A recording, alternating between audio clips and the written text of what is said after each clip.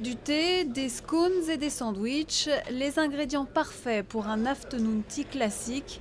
Dans les hôtels de luxe londoniens comme celui-ci, le thé de 17 heures est toujours aussi populaire, mais les traditions évoluent. Avant, le thé qu'on buvait était uniquement du breakfast tea, de l'Assam ou du Ceylan. Maintenant, les gens essayent les thés aux herbes.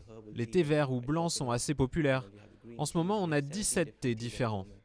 Longtemps, le thé de l'après-midi était considéré comme vieux jeu, alors que le café occupait le devant de la scène.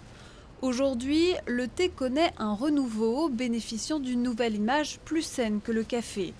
Moins de caféine, plus d'antioxydants et des vertus hydratantes. Dans une nation qui devient de plus en plus intéressée, parfois même obsédée par ce qu'elle consomme, nous essayons d'enlever le sel, le sucre et la graisse de nos aliments. Le thé, si naturel, connaît un vrai succès auprès des consommateurs du XXIe siècle.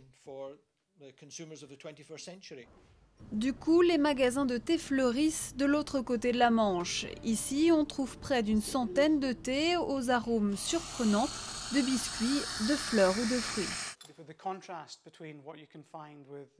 L'expérience du thé ici est totalement différente. Le goût, l'arôme, ce que vous pouvez ressentir n'a rien à voir avec les thés de supermarché.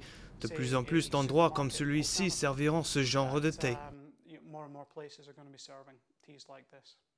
Une expérience unique, mais avec 165 millions de tasses de thé consommées chaque jour en Grande-Bretagne, les Britanniques ne sont pas prêts d'abandonner totalement leurs sachets de supermarché moins chers et plus pratiques.